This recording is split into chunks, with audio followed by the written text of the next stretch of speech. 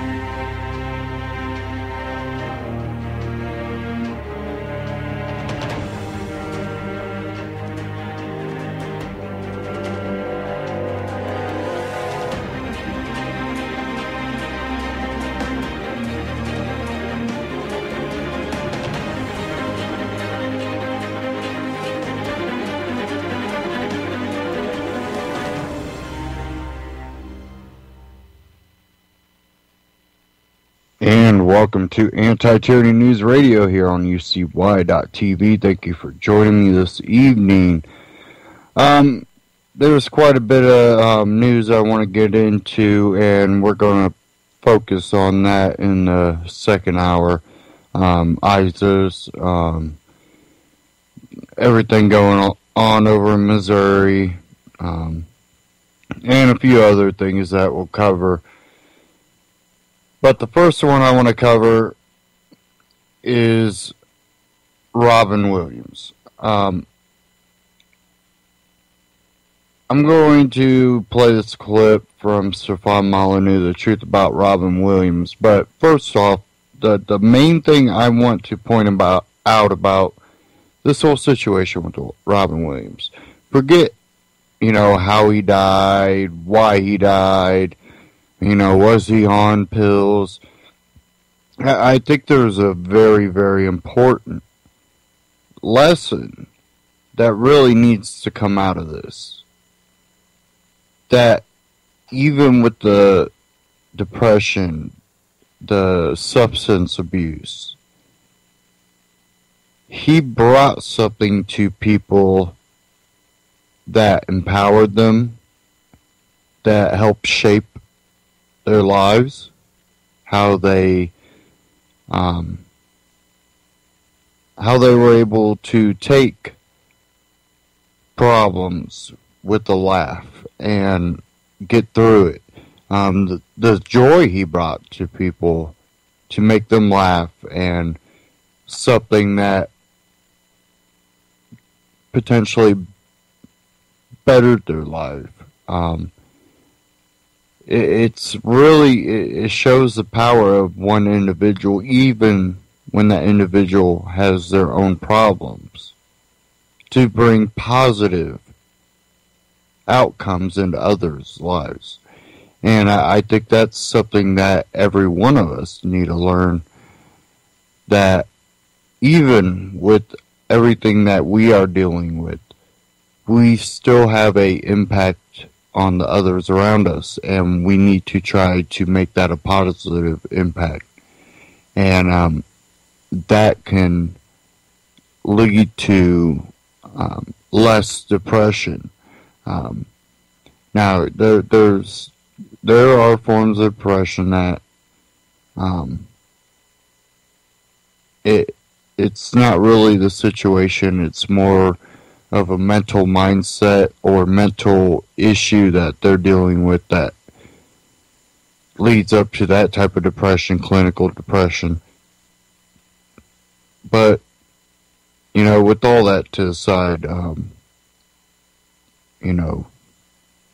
he was dealing with that, and while dealing with that, he brought a lot of positive and joyful memories to a lot of people. So I'm going to go ahead and play this clip, and then again in the second hour we will be getting into current events and news. Hi everybody, Stefan Molyneux from Free Domain Radio. So I was driving yesterday, my wife was driving, I was sitting in the back seat chatting with my daughter, and my phone pinged, and I saw that Robin Williams hung himself, or died yesterday. Apparently he hung himself, suicide. He left no note that has been discovered as yet. And I wanted to talk about his death. I'm old enough that I remember when he first burst on TV in the 1970s. He first played Mork on Happy Days. He was cast by Jerry Marshall.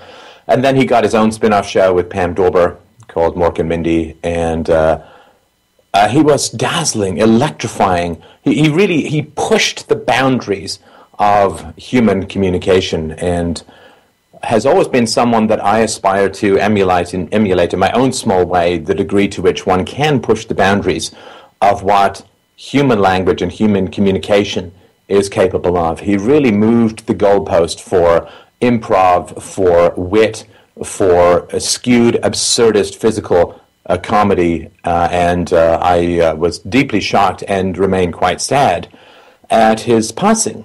It really does feel like the fates have drawn a curtain across one of the brightest lights in those who expertly wield human language, and I feel very sad about that. There is, of course, the pathos of the man who brought so much happiness to millions of people around the world, hanging himself alone. And the talk is generally that this was some problems that he had. He suffered from depression, apparently, and was suffering from major depression recently. And there's talk, of course, that he had relapsed in his addictions. He was, of course, in the 70s and 80s addicted to alcohol and cocaine. But I'm going to make the case here, and I feel quite angry about this, so I hope that you will forgive me if my temper flares a little, but I really feel the degree to which some of the great lights in the world are put out by this addiction that nobody is talking about. We will get to that a little bit later, but let's first start with some of the facts about Robin's life.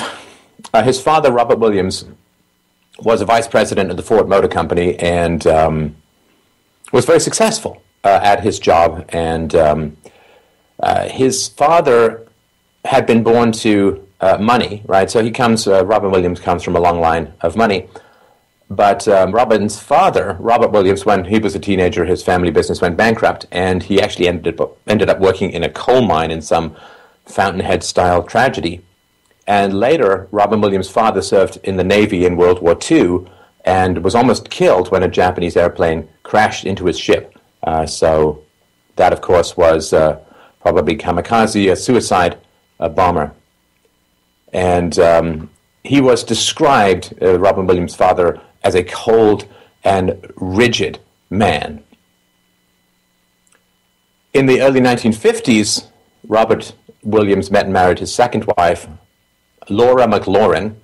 She was about 29 years old. They had a 16-year age difference. And she was a fashion model and part-time actress who had 2 children from a previous marriage and was deeply involved in the Christian Science Church and did a lot of charitable and volunteer work.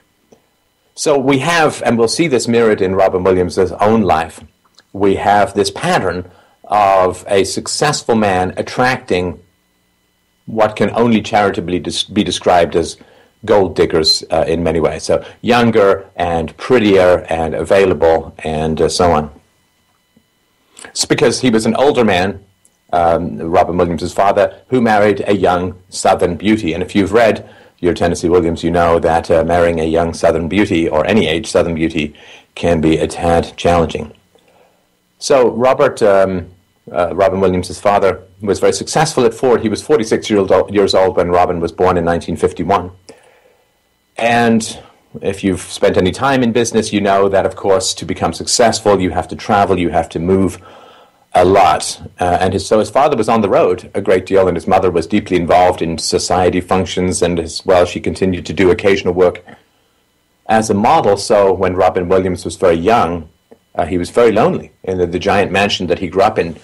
And so to compensate for this loneliness, he developed his imagination. People who have the ability to go in and out of characters and so on often experience a lot of loneliness as a child because they create conversations in their head, they create characters in their head. A man who is starving will dream of food, and a boy dying of loneliness will dream of friends.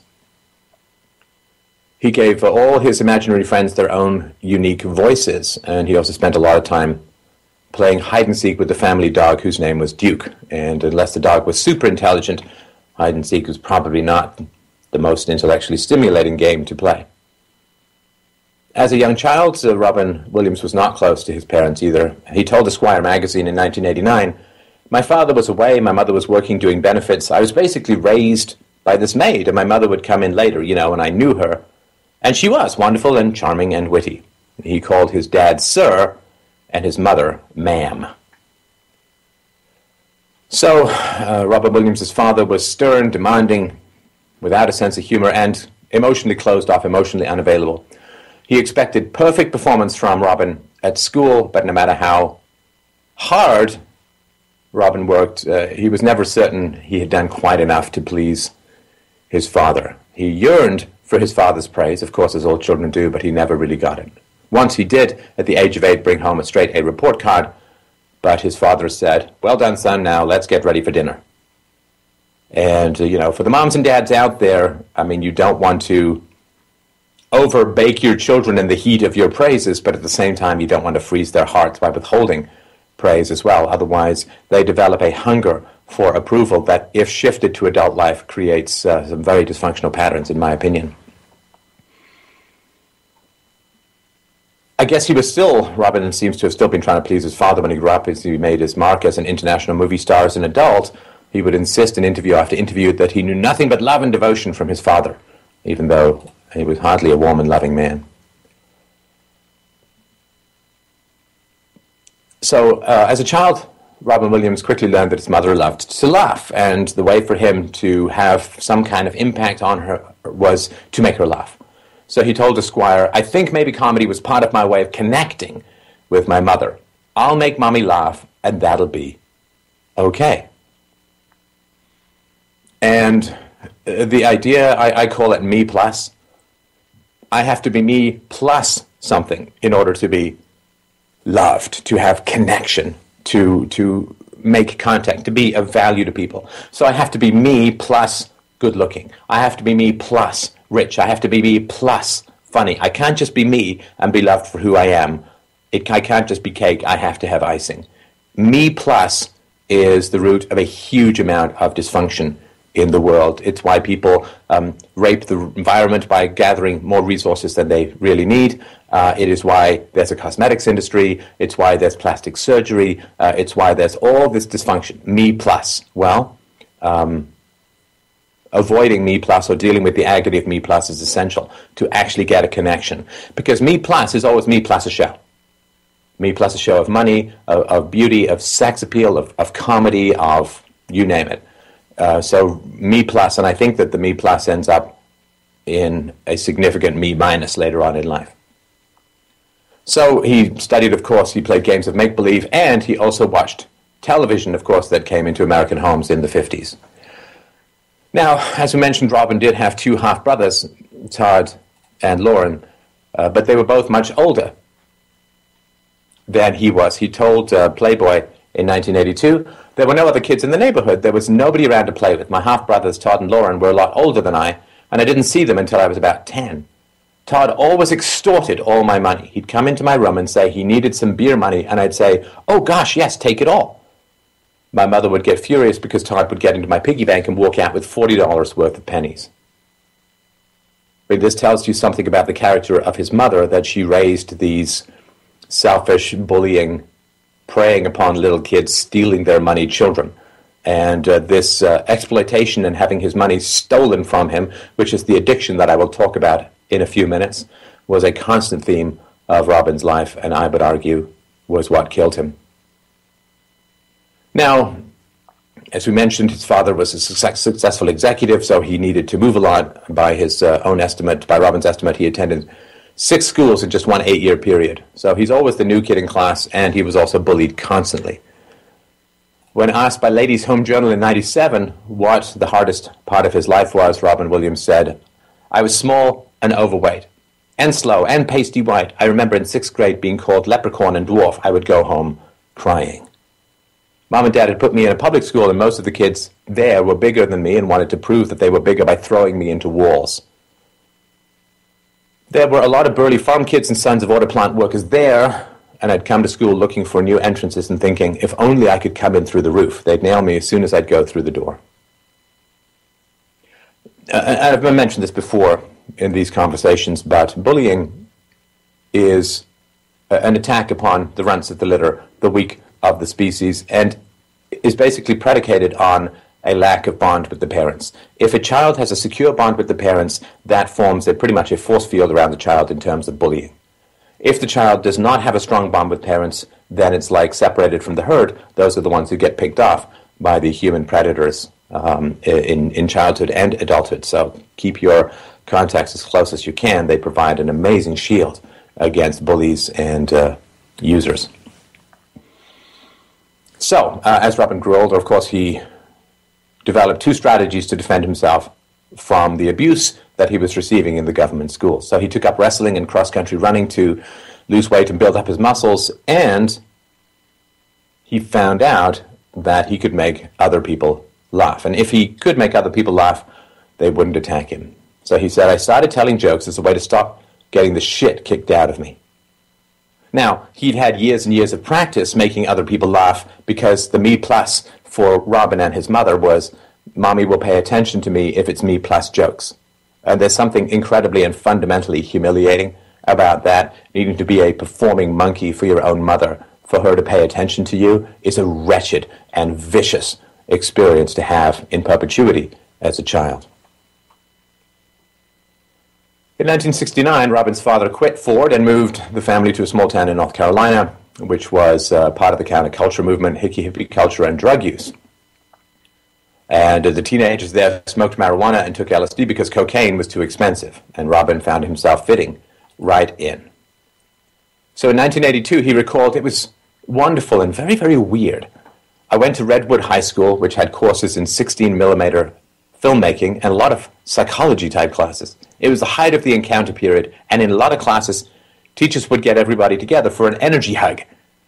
I remember one teacher would sometimes just stop what he was doing, and then a few kids would start pounding out a beat, and everyone would get up and dance around the room. It was incredible to go from a private all-boys high school to a place where there were Gestalt history classes and where kids were always flying around on acid." And in one of his greatest movies, Dead Poet Society, he based the character on one of his own history teachers. He told Playboy, "At first, I still carried my briefcase, and guys would either ask, 'Who's the geek?' or stare at me and say, 'Wow, a briefcase, how unmellow. You're really creating negative energy.' In the Midwest, if your classmates thought you were creating negative energy, you'd hear, 'Yo!' followed by a right cross to the jaw. Right after I started wearing jeans, somebody gave me my first Hawaiian shirt, and after that I was gone. I got into the whole wild phase, and I learned to totally let go." And soon after that, he made his first experiments with drugs.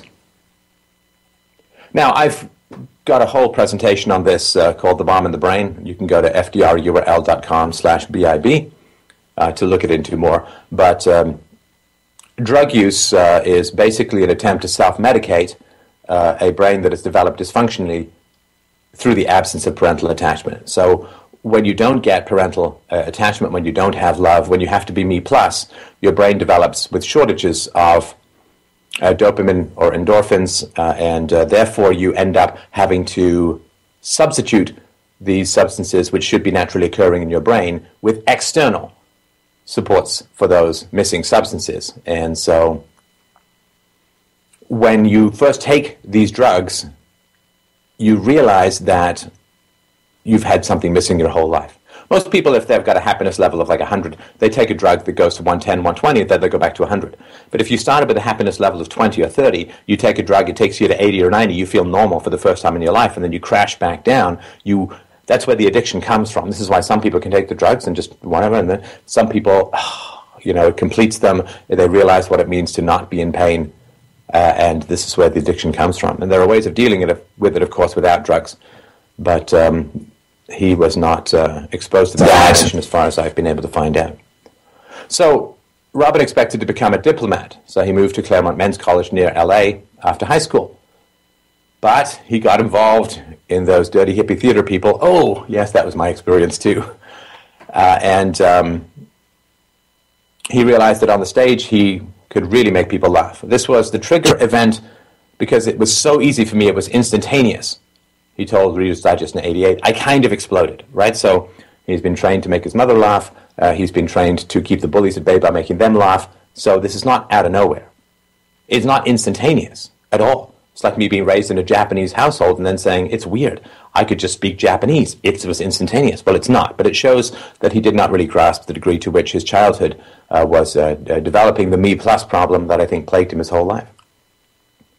So he started spending more and more time in the theater and less time in classrooms. I remember when I have a minor theater background. I went to the National Theatre School in Canada for a couple of years studying acting and playwriting. And then I did a whole bunch of plays. I was Macbeth and on stage. In college and a couple other plays, I ended up just completely neglecting my schoolwork and doing plays and all that. So he returned back home after failing most of his courses and then transferred to the College of Marin to continue working in the theater. And his comedic ability started to develop when he was hanging around San Francisco's comedy clubs. So in 1973, recruiters from New York's prestigious Juilliard School stopped in San Francisco for auditions for the school's acting program. And Robin auditioned and obviously blew them away, was offered a full scholarship. He also was one of the only 2 students to be accepted into the advanced program at the school that year. The other was Christopher Reeve, noted for playing, I think magnificently, Superman, and who then had a tragic accident where he fell off a horse and was paralyzed and then died as a result of this paralysis. And they basically were very close friends, and they took the classes, basically did 2 of them in the class at some points. And it is prestigious. I mean, I remember when I auditioned for the National Theatre School, they only take 1% of applicants, and I got in. I had an audition. I did something from the Zoo Story by Edward Albee. My original audition, which I didn't have the courage to do, which I will reproduce for you here, was Rosencrantz and Guildenstern has only one in the stage directions. It's a Samuel Beckett play. There's a tree which has a leaf in the first act and no leaf in the second act, and I was allowed a 3-minute adapted audition. I was going to stand there for a minute and a half like this, and then do this. But I thought that might be a bit obscure for them, so I've decided not to do it, but lo, these many years later, I have reproduced it for you here. That's some gripping stuff. So after he graduated, he was on the short-lived Richard Pryor show on NBC, and then, as I mentioned, he was cast as the alien Mork in Happy Days, and then from 78 to 82, it was a spin-off show. And in the late 70s and throughout the 80s, he began doing stand-up comedy, 3 HBO comedy specials, and in 78, June 4, 78, he married his first wife, Valerie Velarde. And during this period, he was addicted to cocaine. He was among one of the last people to see John Belushi before John Belushi died of a drug overdose March 5th, 1982. And it was that tragedy that, I guess, woke him up, was the wake-up call for Robin Williams, and he quit cold turkey. And he also, of course, he had a son who was about to be born, and he said, you know, you've got a responsibility, it's more than you. But the important thing to note here is that his wife married him and decided to have a child on him while he was taking drugs and alcohol, while he was a cocaine addict. So not particularly great. I looked up the woman. I'm always curious what happens to the wives of celebrities after they divorce. And I looked up this Valerie woman. She had a credit on one of his terrible films, Popeye, one of Robin Williams' films, Popeye, and then she also had a screen credit of herself as an audience member at some awards show in 1979, so it doesn't look like much afterwards. So his son was born April 11th, 1983, and he actually says, and I'm sure it's true, he stayed clean for another 20 years. But in 2006, which we'll get into in a minute or two, Robin Williams relapsed. Now, during his first marriage, he got involved in an affair with Michelle Tish Carter, a cocktail waitress that he met in 1984. She sued him in 1986 for $6.2 million. Now, kids, this is back when $6.2 million really meant something. Now, she said that he didn't tell her he was infected with the herpes simplex virus and then basically had sex with her in the mid-'80s, and then she says he transmitted the virus to her. And she sued him for $6.2 million. The case was settled a week before they went to court. He says that he neither denied nor admitted having herpes, but he did not dispute that he had got involved with her. And so, of course, this was a tragedy for his marriage, and he said during this time period, he was high on vodka and cocaine. He said, right now I'm moving through my personal life like a hemophiliac in a razor factory, which, of course, would be a death sentence. It's a movie, Patch Adams. He said he identified very strongly with a doctor, an American physician, a social activist who also became a clown. He said Patch was so deeply depressed that he tried to kill himself, said Robin Williams, but then he found a way out of it by being absurdist. His whole thing about being absurdist is that by helping others, you get back. So then again, this is, how am I providing value to others? Me plus clown makeup, me plus jokes. And this is a very, very important thing to avoid. There is no external solution to the problem of insecurity. It must be tackled within. It must be grappled with and tackled within. And because he grew up so lonely and then turned to jokes as a way of providing value to others, he did not develop his social skills. Now, if you're a celebrity, then you meet crazy amounts of people. I remember seeing an interview with Jack Nicholson in one of the outtakes for The Shining, where he said, like, a person meets 1,000 or 2 people in his life. As a celebrity, you meet like 10,000 people a year. And so if you don't have social skills as a celebrity, it's really anxiety-provoking being in crowds of other people. Again, I'm not exactly a celebrity, but when I go to conferences, there's lots of people there who want to meet me, who want to chat with me, which I really enjoy. But if I had social anxiety or anxiety around that, it would be pretty horrendous to do it. So his friend, for 35 years, a fellow named Bob Zmuda, he said there had to be 2 people in the room with Robin Williams. Then you were an audience, and then he came alive. He goes on to say that one-on-one, Williams had no social skills. He couldn't handle it. I knew this man for 35 years, and yet it was like I was in an elevator with a stranger. And so he comes to life with an audience. Now, if you deprive someone like that of an audience, then the underlying depression, the underlying emptiness, the underlying anger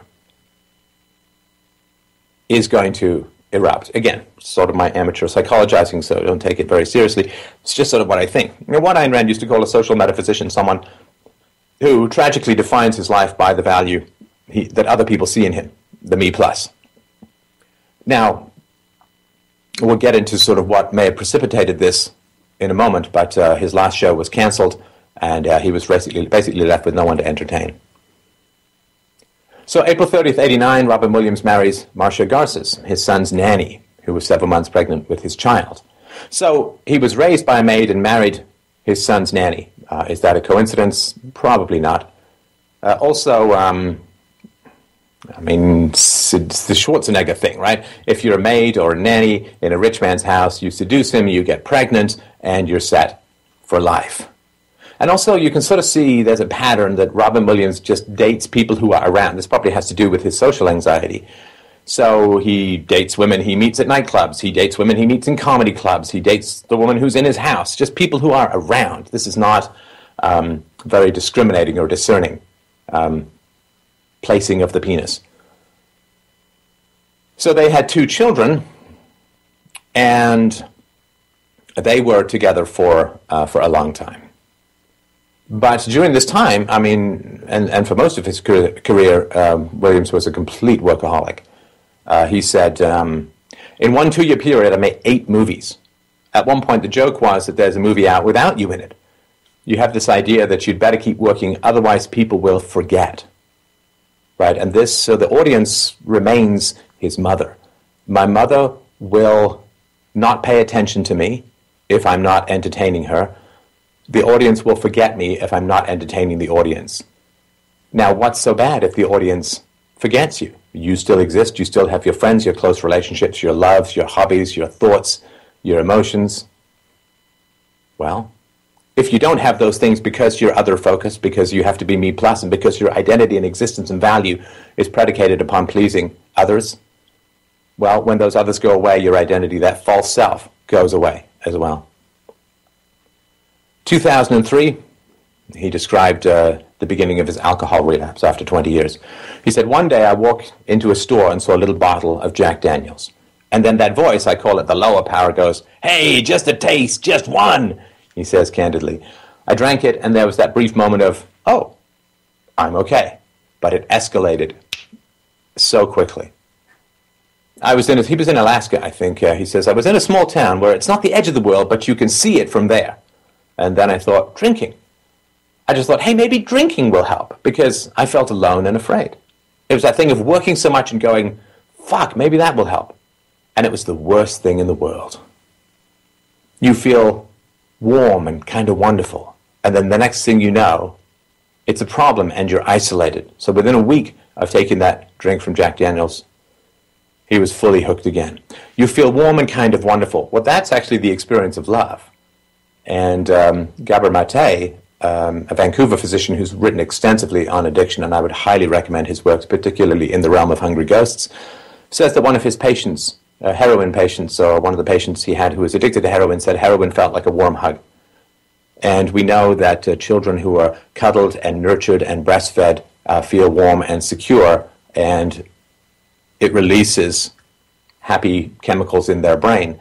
Children who don't experience that, when they get those external chemicals from drugs or alcohol, they then feel like they're being hugged for the first time by the mother who never did or rarely did. And it's an irresistible feeling. Without strong and strict self-knowledge approaches and really great therapy, it's an irresistible feeling. It wasn't fun while it lasted. Of course, 3 years sounds like a whole lot of time to not be having fun. He says, that's right, most of the time you just realize you started to do embarrassing things. And so Robin Williams recalled drinking at a charity auction hosted by Sharon Stone at Cannes. And I realized I was pretty baked. And I look out and I see all of a sudden a wall of paparazzi, and I go, oh, well, I guess it's out now. Some, of course, suggested that around this time his friend Christopher Reeve died. And, I mean, what a horrifying existence. Christopher Reeve had his own terrible anxieties and had dropped out of sight after being offered some great roles, including American Gigolo, before he did Remains of the Day, which sort of put him back on the map. And I mean, it's shallow part of me. It's hard to imagine people that good-looking, rich, and talented have problems. Of course they do. Again, if being rich and famous and good-looking and talented were enough, Marilyn Monroe would have lived a whole lot longer than she did. But Christopher Reeve fell off a horse, had a terrible spinal injury, basically could barely move any part of his body below his eyes, and it just didn't last. Got an infection from bed sores, I think, and died from just horrendous death. So some say, well, maybe it was Christopher Reeves' death that turned him back to drink. No, he says quietly, it's more selfish than that. It's just literally being afraid. And you think, oh, that this will ease the fear, and it doesn't. And the interviewer asked, what are you afraid of? And he said, everything. It's just a general all-round arg. It's fearfulness and anxiety. Now, the use of alcohol to self-medicate deep-seated anxiety is very common and very tragic, and of course it doesn't work. But it's very, very tempting, because the alternative is to question your primary relationships, your family of origin relationships, and that's really hard for people. So, in a sort of strange cycle, it was the imminent birth of his son, Zach, that got him off, along with John Belushi's death, that got him off booze and drugs in the first place. And then, 20 years later, his son, Zach, also staged an intervention, and he told the Times, the son, there was an ultimatum attached to it. I'm pretty confident that if he continued drinking, he would not be alive today. And so the ultimatum is probably you have to quit drinking, or we're not going to have a relationship. So he goes back to AA. William says, I felt so good about the first AA meeting I attended that I went out and drank the next day. He was persuaded to come back. A friend said, "Hey, we don't shoot our wounded, come back." Now, I'm going to say this, I don't know exactly what he's meaning, but I know it's important. So why did he say he fell off the wagon? He said, "I think I did it because it would actually allow me not to talk." It was like reverse medication. It's that idea of, oh, okay, you don't have to talk to people. It kind of shuts you down. So I would guess, right, and again, this is all just speculation, so, and it comes really out of a place of love and respect for the man, but I would guess that he didn't know how to interact with people without being on. Being on is exhausting for a long period of time. I really strive when I'm in sort of social situations with people who know me and know my work to not be on, but to be connected, to listen, but not to be a performer. That's really, I mean, I do kind of philosophy as performance art as it is, but I really think it's important to not be on, to give people the connection and solidity that they crave, but without being a me plus. Because if I'm not a me plus, then they don't feel they have to be a me plus as well, right? Because a comedian who's telling jokes is saying the value here is me plus jokes, and the audience in listening to the jokes say the value is me plus money plus laughter. And so nobody is there for each other. They're there for financial and emotional reasons that don't have anything to do with genuine human connection. So I think that for him not to talk was very stressful, was very anxiety-provoking, because it would be like he's desperate to make a connection with his mother as a child. The only way he can do it is through making jokes. And then not talking is very stressful for him, because it means that his mother's going to drift away, that he's going to have no connections, that he's going to go back to his horrible life of imaginary friends, hand puppets, and playing hide-and-seek with the family dog in an empty floor of an empty-hearted house. So my guess is the drinking had something to do with that. Now, he talked about his addiction. He said, addiction, is not caused by anything. It's just there. It waits. It lays in wait for the time when you think, it's fine now, I'm okay. Then the next thing you know, it's not okay. Then you realize, where am I? I didn't realize I was in Cleveland. Now, this is not true. And addiction is caused by early childhood trauma. And this, again, you can look at the science behind it in my presentation, fdrurl.com/BIB. So in March 2008, his second wife filed for divorce after 19 years, citing irreconcilable differences. So after 20 years of sobriety, the relationship basically cracked and faltered after he was 3 years back on alcohol.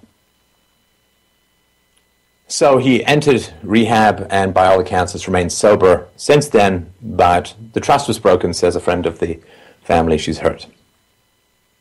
Williams later said, I was shameful, and you do stuff that causes disgust, and that's hard to recover from. You can say, I forgive you, and all that stuff, but it's not the same as recovering from it. It's not coming back. Now, if you are an alpha male, right, and he was an alpha, of course, rich, famous, and quite a good-looking guy, and you are targeted by hypergamous women, right, by women who want to trade up, by women who want to get the security of a rich man's sexual attention or child. And when he says, I'm doing disgusting stuff, it may have been affairs, I don't know, because it was never particularly detailed, but until you're in the laser sights of hypergamy-driven women, it's really hard to understand how tempting it can be for men in that situation where women are throwing themselves at you, even if you look like Tom Leykis. So he says, comedy can be a cathartic way to deal with personal trauma. He's been in and out of therapy for much of his life. He says, everyone is slightly dysfunctional. There's a darker side to all of us. Yeah, there are times when I've been depressed, other times not. That's why I have friends and family and even a therapist I talk to.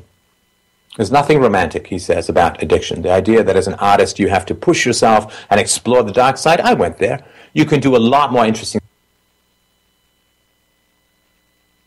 stuff when you're not messed up. During an interview where he didn't really talk much about the therapy, but at one point he said, I think the more you understand yourself, what you do, why you do it, this frees you up to do other things and to be other people. Be other people.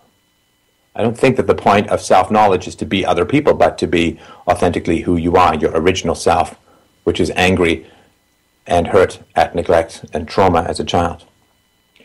If he was asked whether he has any regrets, he said, no, regrets don't help. Now, that's an interesting, very compressed, there's only 4 words there, but it's very interesting. So he says, no, I don't have any regrets. And then he says, regrets don't help. So what that means is he has regrets, but he's repressing them as being unhelpful. Well, I think it's important to have regrets, because to not have regrets is to not have empathy. We've all made mistakes and have hurt other people, which we regret. I regret. And to have regrets is important. Now, let's get to the real addiction that I'll argue caused the end of this tragically gifted man. So, his 2 divorces and the herpes settlement cost Robin Williams an estimated $35 million. His 2 divorces and the herpes settlement cost Williams an estimated $35 million. Let's just reduce this to base penis and pussy. If he had decided to pay a prostitute $1,000 every night, he could have had daily sex for about 96 years. I was always curious who originated this phrase. He originated this phrase. He said, instead of getting married again, I'm going to find a woman I don't like and just give her my house. And one of the reasons he was such a workaholic is he had to pay for his ex-wives. Now, this is absolutely staggering stuff. And I've seen my parents divorced when I was a baby. And more than a decade later, when I was 12 or 13 years old, I'd sit with my mom in a restaurant and she'd drop all these lists of everything that she wanted my dad to pay for and so on, right? And because of that, because she was waiting and hoping for this money bomb to fall out of my dad's nutsack, she didn't get her own life going. Because she's, you're holding a winning lottery ticket, you ain't applying for jobs. And this alimony stuff, and child support is different, right? But in child support, children aren't really that expensive. The children will cost, maximum $500 more a month. But this alimony stuff is wretched, and I think it's so destructive to women and to men. The man had to work because he had these vampiric estrogen-based parasites hanging off his wallet, who considered themselves entitled to all the money from his work, his pain, his workaholism, his genius, his gifts. Why? Because they had sex with him. That's the only difference. They'd been female friends living with him. If they hadn't had sex, just being female friends with him, they would be entitled to nothing. Women who are pursuing alimony turn a marriage into a whorehouse, because they're basically saying, I want to be paid now for having had sex with you in the past. How alimony is not welfare for rich whores is absolutely beyond me. It is horrendous. If you're a wife, let's just say, again, I know this goes both ways, but we're just talking about the vast majority. This is women. If you're a wife, you have a job called being a wife. Right? I had jobs, before I did this, I had jobs working, running and working for software companies. You have a job called being a wife. Now, if you get fired, if the man divorces you, guess what? You lost your job. You don't get paid. And if you quit, you don't get paid either. If I go into my boss, when I had a boss, I go to my boss and I say, hey man, I don't like working here anymore. I think you suck. I'm quitting. But, by the way, you still got to pay me, right? What sense would that make? And how much more likely would I be to quit if I knew I was going to get money, the same amount of money as if I'd still been working, maybe more? Madness. If you quit your job, you don't get paid. If you get fired, you don't get paid. Marriage is a job. You are getting paid for being a wife. No longer wifey, no longer payee. But this is just vote-buying bullshit that politicians do to women. It also allows women with kids to break up a marriage and not have the kids get upset with them because of a drop in living standards. Right? The style to which they keep them in the manner to which they've been accustomed. Bullshit. The man's accustomed to having a clean house, a cooked food, and sex. He's not getting any of that anymore. So why is the woman getting all the money? Did she do the work? No. Putting up with difficult people is not a job that gets you paid. Otherwise, my mother would owe me a fortune. When asked why he made less than stellar movies like Old Dogs, 2009, Robin Williams said, "It paid the bills. Sometimes you have to make a movie to make money." He didn't mistake them he had for intelligent scripts. You know what you're getting into, totally. So, when he was 57, he had an operation to replace an aortic valve on March 13th, 2009. He was forced to cancel, so he was getting shortness of breath doing his one-man comedy show, Weapons of Self-Destruction. And he planned to return to going on the road only 7 months after having heart surgery. And he said, "I realized I was running out of merchandising money from Bicentennial Man." Ah, great joke. He married his third wife, graphic designer Susan Schneider, on October 23rd, 2011 in St. Helena, California. He met her shortly before his heart operation, and she nursed him through convalescence at his California home. So, 2 marriages, 2 divorces, now married again, and he was on the verge of bankruptcy after these 2 costly divorces. And when he was 62 years old, after more than 30 years away from the small screen, he returned back to TV to star in The Crazy Ones with Sarah Michael Gellar. And he said, "The idea of having a steady job is appealing. I have 2 other choices. Go on the road doing stand-up or do small independent movies working almost for scale. The movies are good, but a lot of times they don't even have distribution. There are bills to pay. My life is downsized in a good way. I'm selling the round shop in Napa. I just can't afford it anymore." What brought this Oscar-winning workaholic actor to this point? Well, the 2 divorces, he said, didn't quite take all his money. Not all, he told Parade magazine. Lost enough. Divorce is expensive. I used to joke they were going to call it all the money, but they changed it to alimony. It's ripping your heart out through your wallet. If a woman divorces you and takes you for $10 million or more, she basically is saying, "I hated being married to you," to the tune of $10 million. Women's inability to resist free stuff offered to them is equivalent to men's challenges in resisting the sexual advances of fertile and beautiful women. Right? Men are primed to have sex with fertile women, and women are primed to get stuff from men as resources to raise their children. But I still, when a man strays on a woman, when a man is married and then has an affair with a younger, beautiful woman, he's a jerk, right? He's a jerk. He's breaking his vows, a bad guy. Ladies, if you go after your husband after you've been fired from your job as wife or you've quit your job as wife, you're equally horrendous. You're equally horrendous. You are destroying his heart. You are taking his money. You are stealing from his labor. Quit your job by all means. Don't expect to get paid when you quit your job. Get fired from your job if you're doing a bad job by all means, but don't expect to get paid if you get fired from your job of being a wife. Stop taking free shit. It's destroying marriage, and anybody who does this is a gold digger for money and a grave digger of her husband's heart.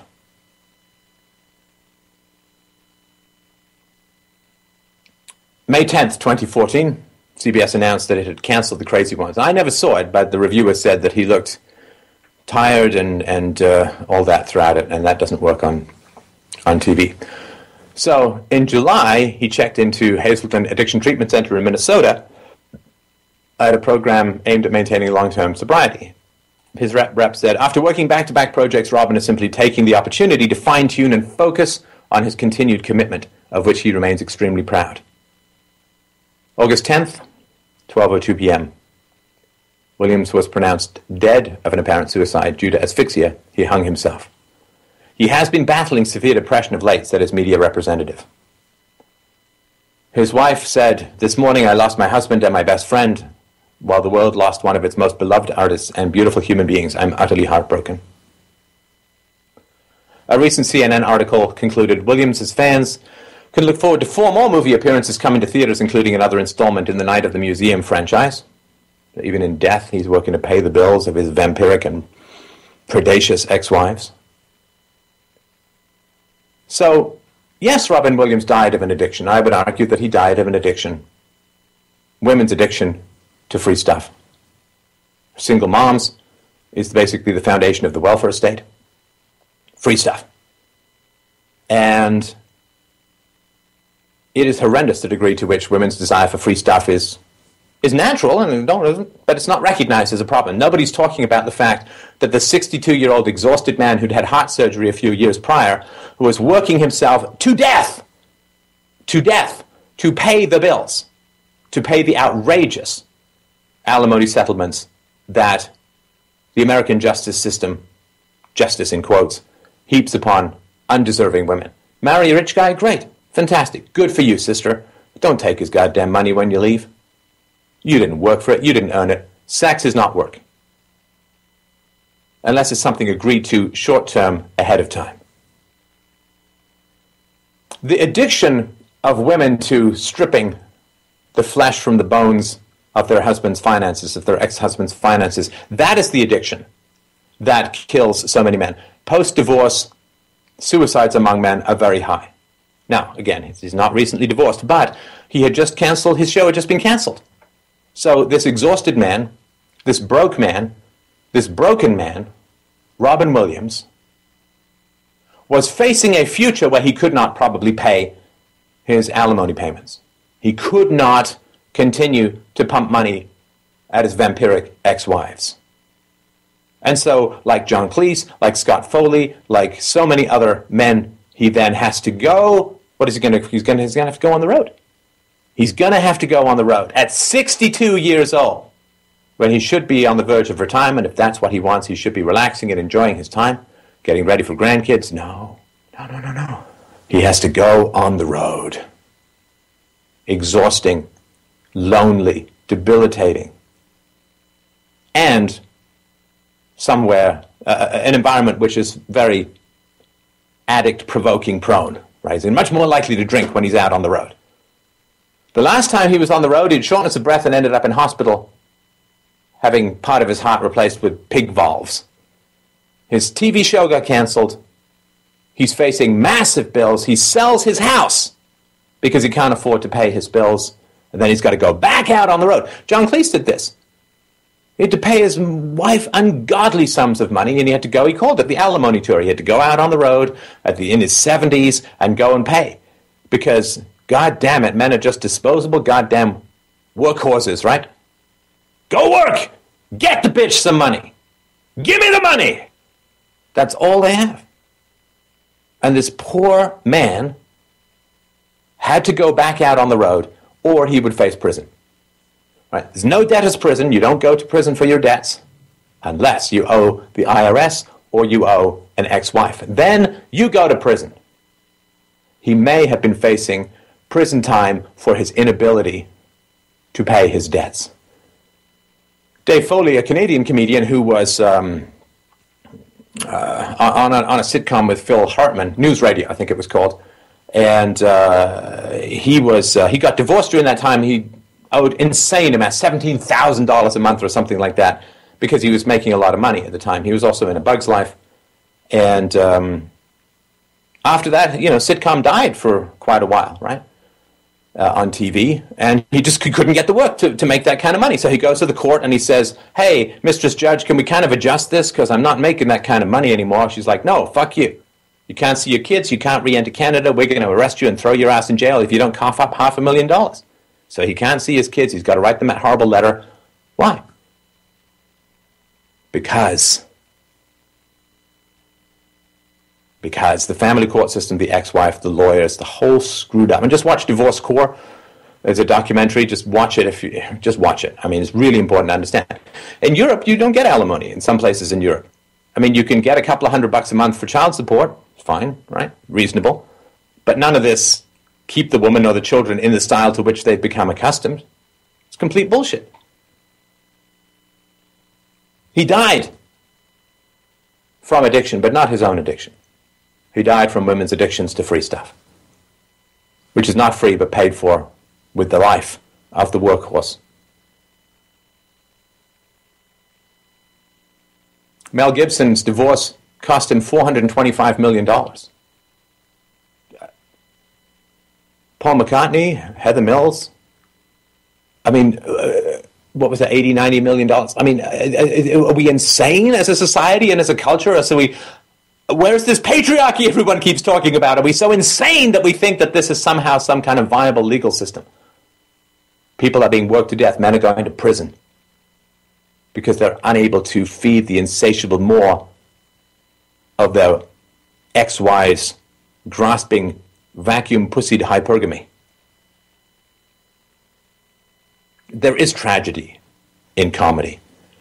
It is important, if you know people who are focused on being funny, to really connect to them on a human level and ask them to put that aside. We don't expect doctors to diagnose us at the dinner table. We don't expect Pavarotti to sing for his supper, and we should reject constant joke telling from those around us, because we need to get to the underlying insecurity and the connection.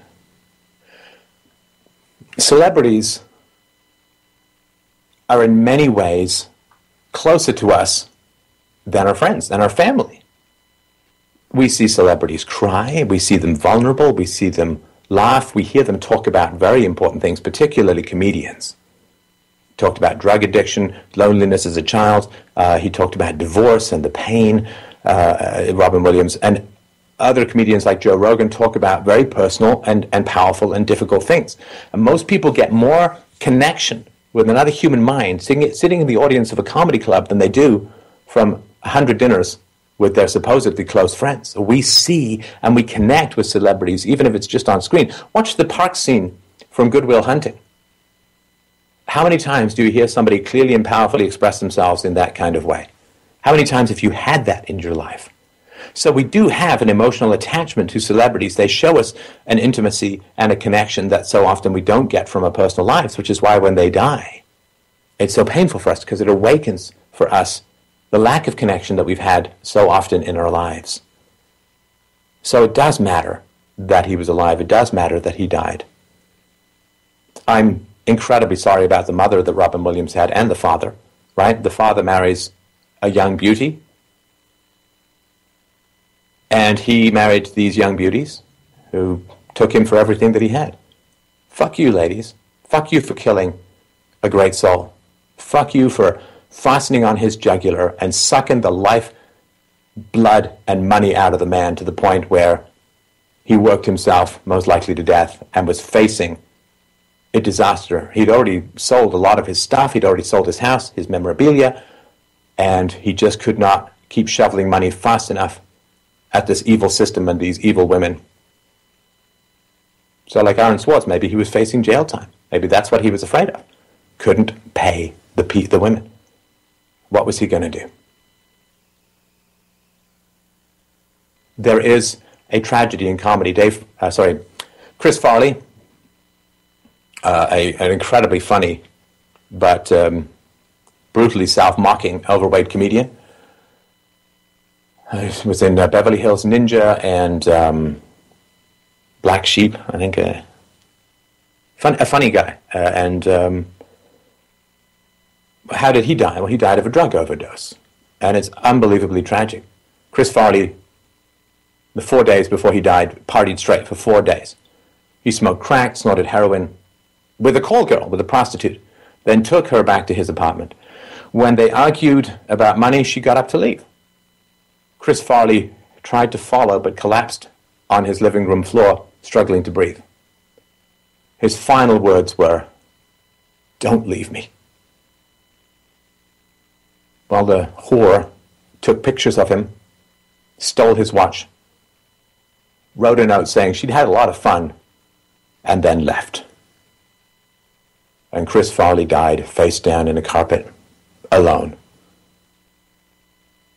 unable to even pay a bitch-hearted woman to hold his hand while he died. She stole his watch, she took a picture, she wrote a note, she left. I'm sorry. I'm incredibly sorry that Robin Williams is dead.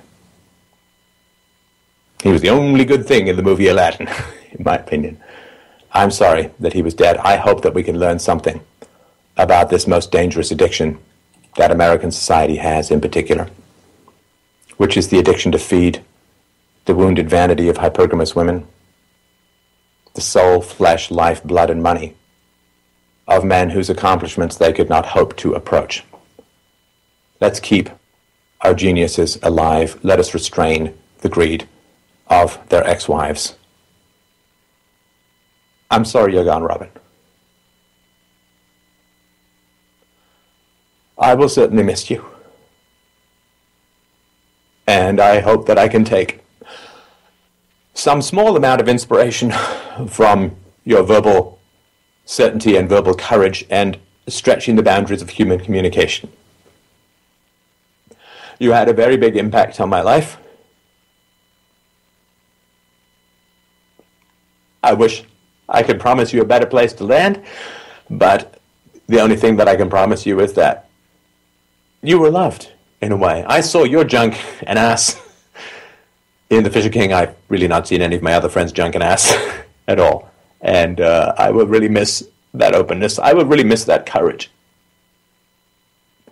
And I will really miss the beauty of the honesty that you brought in your comedy to allow people to approach truths that are hard to stomach without laughter.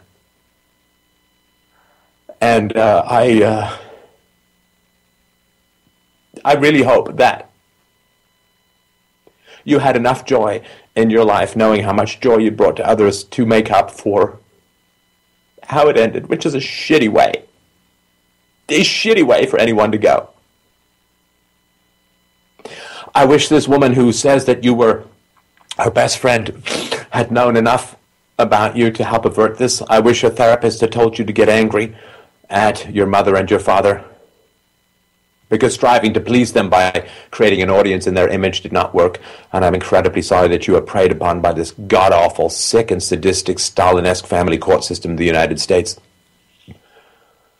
which outlaws prostitution among voluntary parties and legalizes and enforces it among ex-marital partners.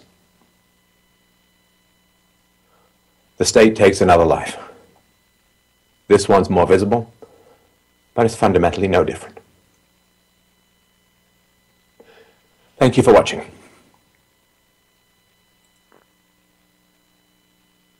Stefan Molyneux, you can find his videos on YouTube. And it's definitely a sad thing to lose someone that actually brought joy to the world. Many people, you know, when they had a bad day, but they would go home, watch a movie, and it would have Robin Williams in it, and your whole attitude would be different after watching that movie. The joy he brought into people's lives, it's one that is matched by very few people. And the way he carried himself, I think, is something that plays into that dramatically. We will be getting into some news here. You know, we have this ISIS running around Iraq. Now again, you know, we've gone in there and we've dropped some bombs, dropping supplies for refugees. And there's something that we shouldn't forget, is that we created Al-Qaeda and ISIS. And, you know, just listen to this clip of Hillary Clinton admitting that we created this. And this was actually posted, I don't like the source, but it's a source nonetheless, Truth Syria. So, you know, of course they're going to have some type of lean to it.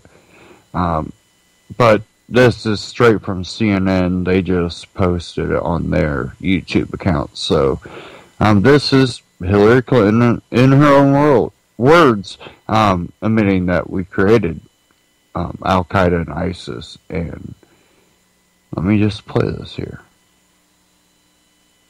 We also have a history of kind of moving in and out of Pakistan. I mean, let's remember here, the people we are fighting today, we funded 20 years ago. And we did it because we were locked in this struggle with the Soviet Union. They invaded Afghanistan, and we did not want to see them control Central Asia.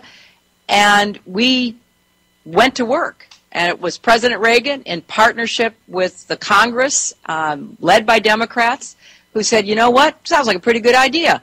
Let's deal with the ISI and the Pakistani military, and let's go recruit these mujahideen. And let's get some to come from Saudi Arabia and other places, importing their Wahhabi brand of Islam so that we can go beat the Soviet Union. And guess what? They retreated. They lost billions of dollars, and it led to the collapse of the Soviet Union. So there's a very strong argument, which is, it wasn't a bad investment to end the Soviet Union, but let's be careful what we sow because we will harvest. So we then left Pakistan.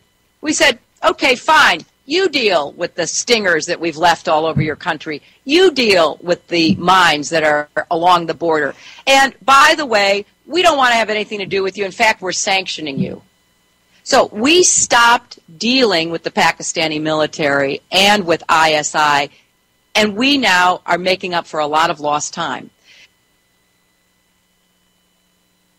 So, right there, she's admitting that we funded them. We created them, okay?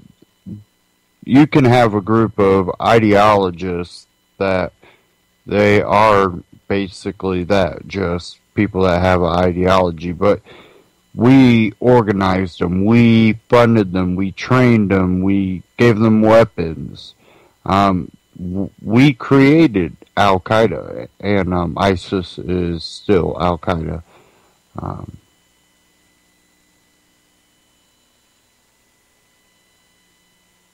Give me a second here.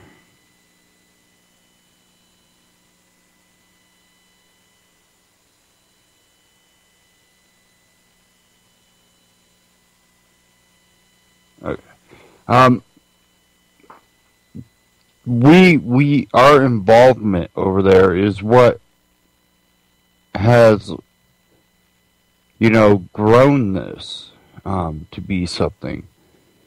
And we will send our troops over to fight these groups in one area and fund them to go against someone else that we dislike even more in another area. And it becomes just this back and forth, and no wonder we get nowhere. And they're able to come right back into places that we leave. There's a lot of controversy about what should we do. But Ron Paul put out a little clip, and you can get at Voices of Liberty, and I'm just going to go ahead and play it.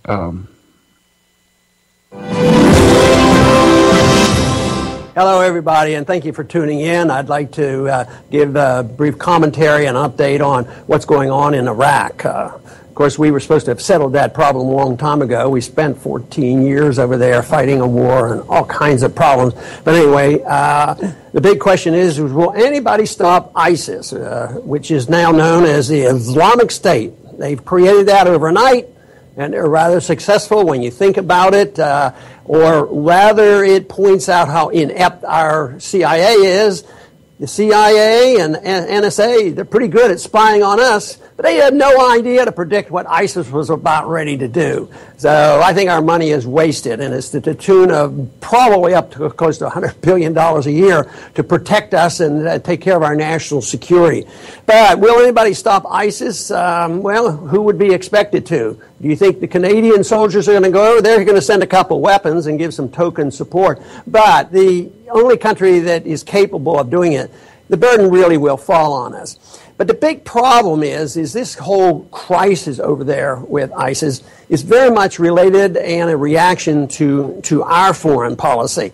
You know, we've been in that region since 1990. We inadvertently or maybe deliberately encouraged Saddam Hussein to invade Kuwait. We've been there ever since. We had a decade of bombing. And this bombing of Iraq was one of the three reasons that bin Laden used to bring about 9/11. So this has been going on a long, long time, and then, of course, it became a hot war in Iraq in 2002, and that went on, for another 12 years, and here we are escalating once again.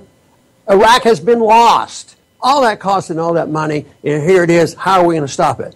So the president says, well, it's humanitarian. We have to be involved. But it's one bridge. He says, I don't like the war and we want to be out of there. But he sends the bombers back to kill people. And, of course, only kill the bad guys. But they can point out the humanitarian catastrophe over there. The long-term argument is obviously we didn't do any good there. Ever since 1990, we have been involved, and this is where we are today. What a tragedy that we have precipitated here. But there's a lot of evil out there. When you think of it, these are a bunch of bad actors, and they're vicious. And what do? It's, becomes more difficult to be a non-interventionist once we create a monster of a problem. You say, oh, well, you can't ignore it. But the truth is, the sooner we become non-interventionists, the better. The sooner then the people in Iraq would have to solve our problem. We took all that time to create a government of Iraq, so ISIS all of a sudden pops up out of thin air, and the government just melts away. And right now, Kirkuk is being threatened, as well as the oil region in the north, and it is a real serious problem. We see something unfolding there that nobody quite visualized, and I don't know how they're going to come out of this. Since they're interventionists, that means they can't back off.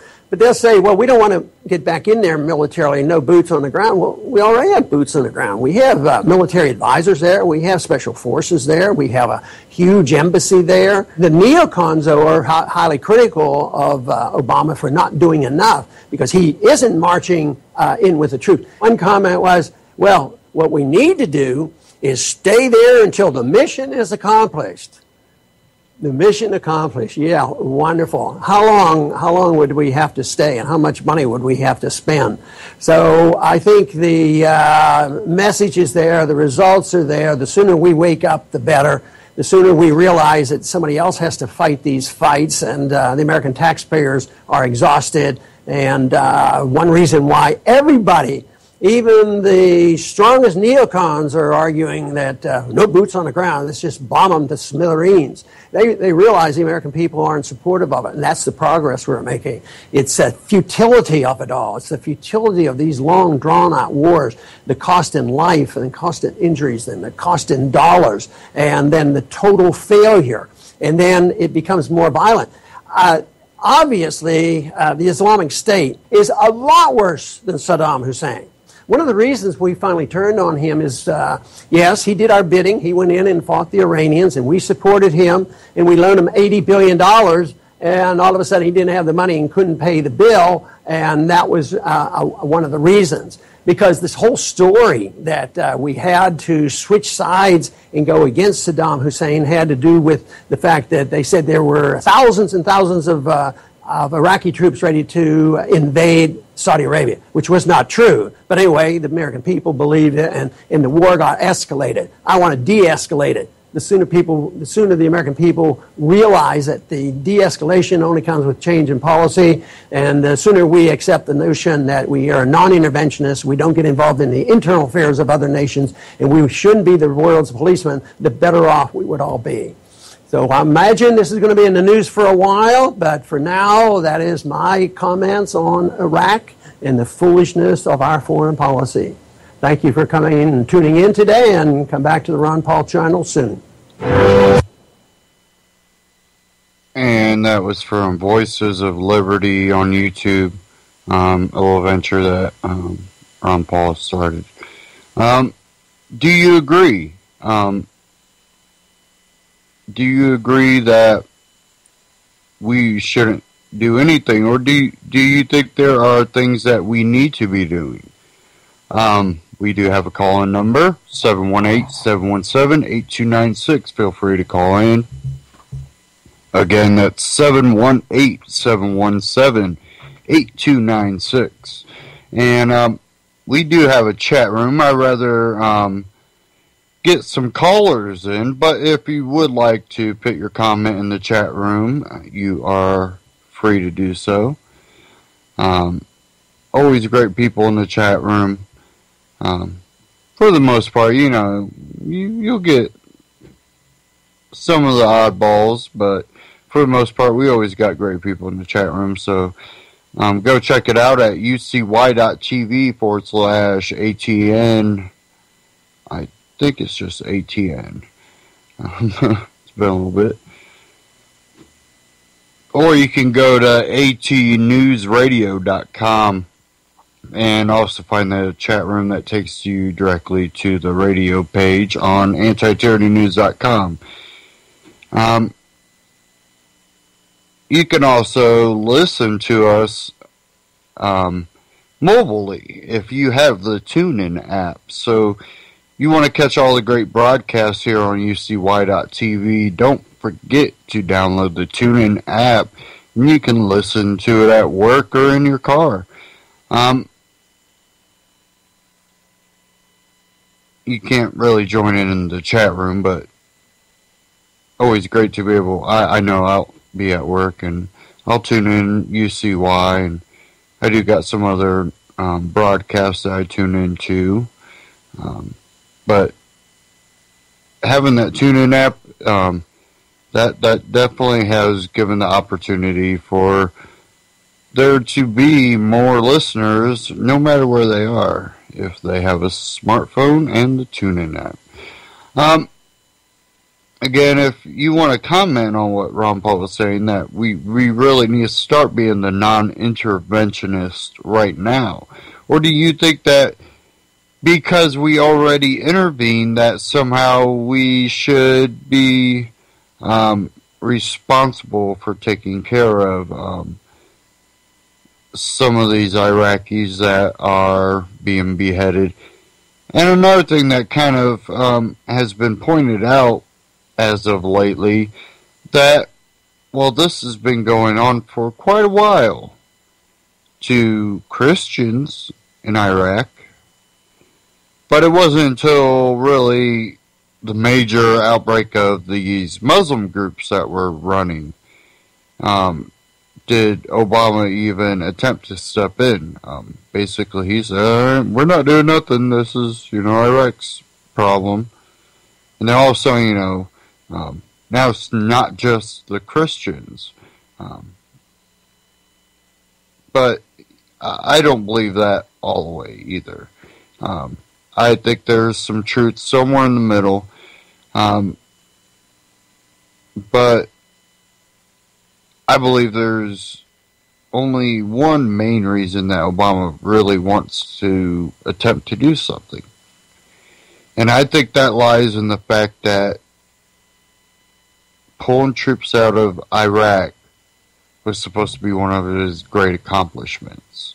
If he ends his presidency with Iraq falling apart, I think he fears of what will be put down in history books, that his failure led to it.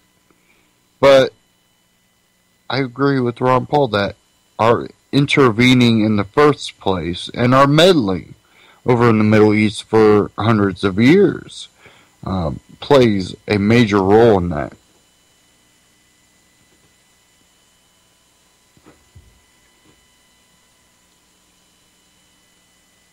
And I had another one here. And this is from benswan.com, but it's Ron Paul.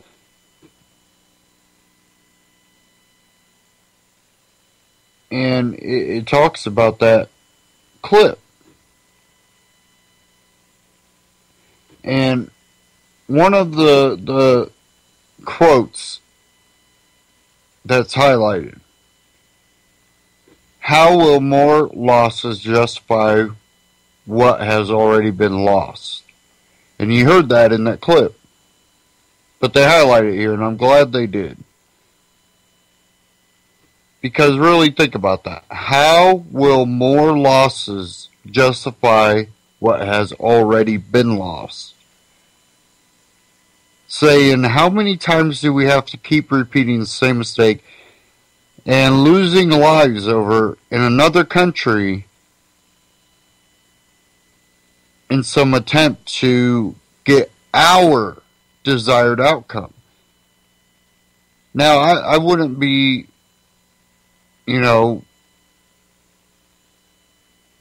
odds with somehow arming, these other groups that are, they don't have weapons and they're running from ISIS. I'm sure there's plenty of weapons out there that could easily be dumped. And we know that there's been stockpiles piled around the world. I believe that the people there do need to be able to, protect themselves, just like here.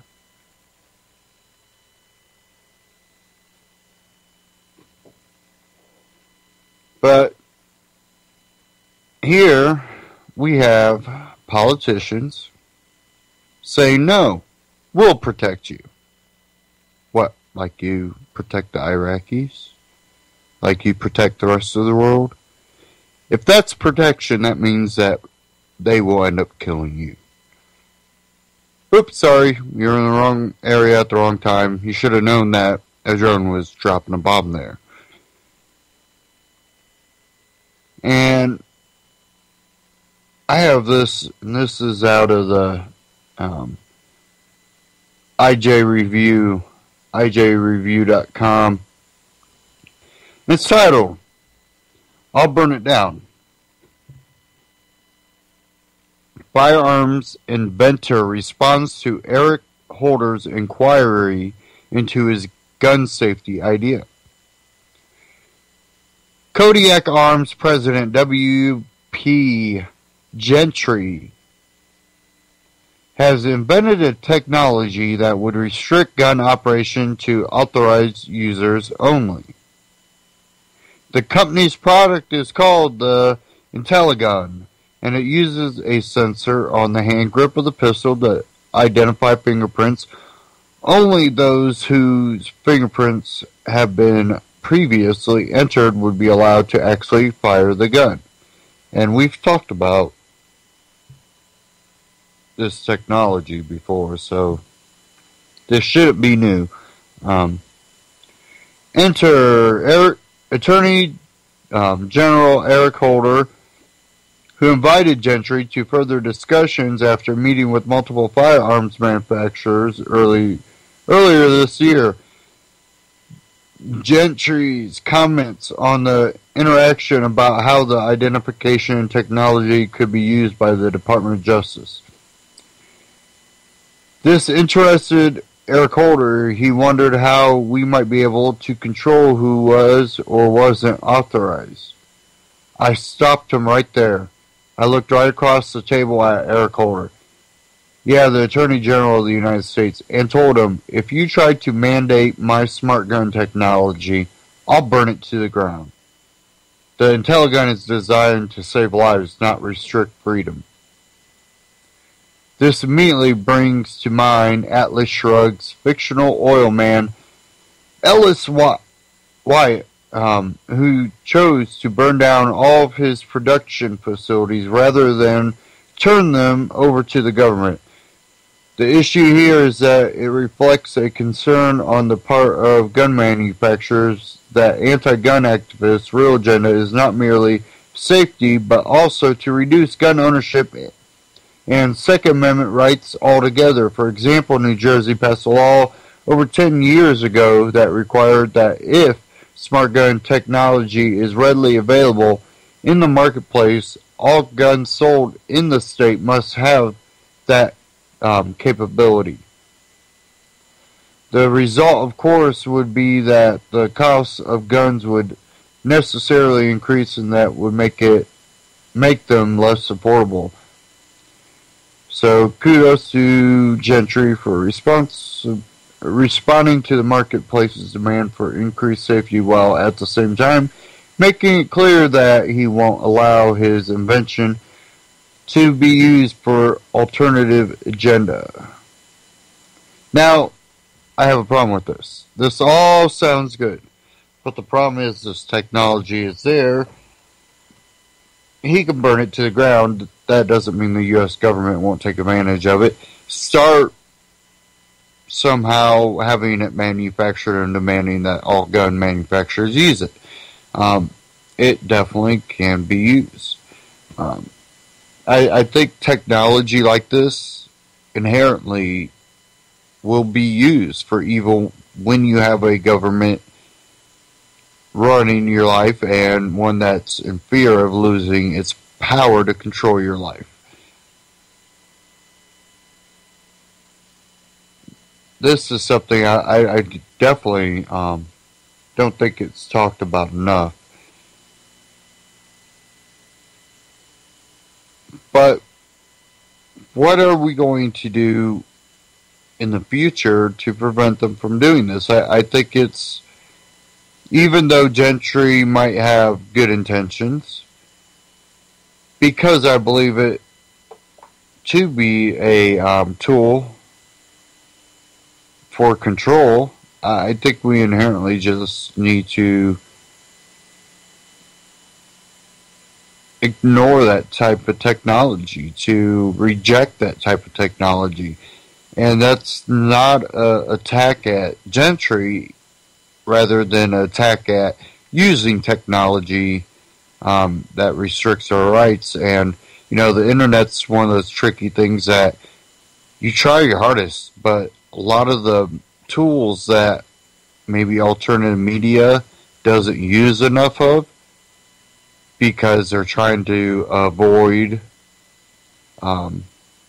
maybe funding and supporting these type of things, we also get caught in the catch-22 where we have to use them.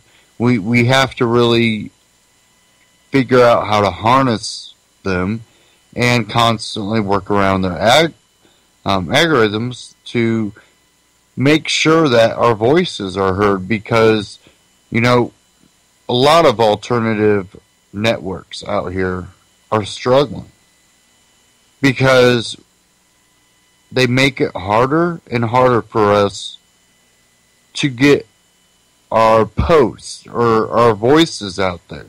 And we're constantly having to try to find new ways to be able to get it spread on, you know, the social media sites.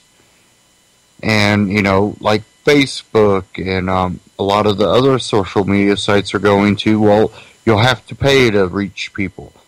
Well, who does that benefit? That inherently is going to benefit networks like, ABC, CBS, NBC, MSNBC, PBS, The Blaze, all of the major networks that can afford to pay to reach millions of people, while alternative networks out here are struggling to reach hundreds of people because of the algorithm changes and the way that the social media sites are basically censoring through monetary and financial means.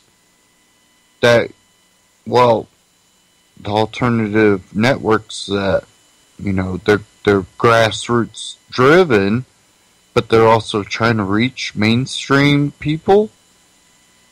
They can't afford it. They're trying to, you know, pay for the internet, the computers, the machines, the microphones, the mixing boards, the software, everything to run these networks. You know, the servers, everything. that they don't have big funds to crowdsource with. We dramatically rely on word of mouth. We rely on the listeners that are listening right now to be the ones to help spread these networks. If you don't feel that this network reaches enough people, what are you doing to help that? And, people will be like, well, your network needs to advertise and your network needs to do. I am so grateful for the effort that has been put into this network, for sure. The hours, the nights, and the dedication from Jules is unbelievable. And I think that at times there's a lack of appreciation from listeners and maybe even hosts. I can't listen to every broadcast, so I don't know exactly how much other hosts send their gratitude towards the network, but I know a lot of them do. And it's really important that we keep supporting that. That we keep taking these steps, and the best way to do that is by word of mouth. Being that grassroots support.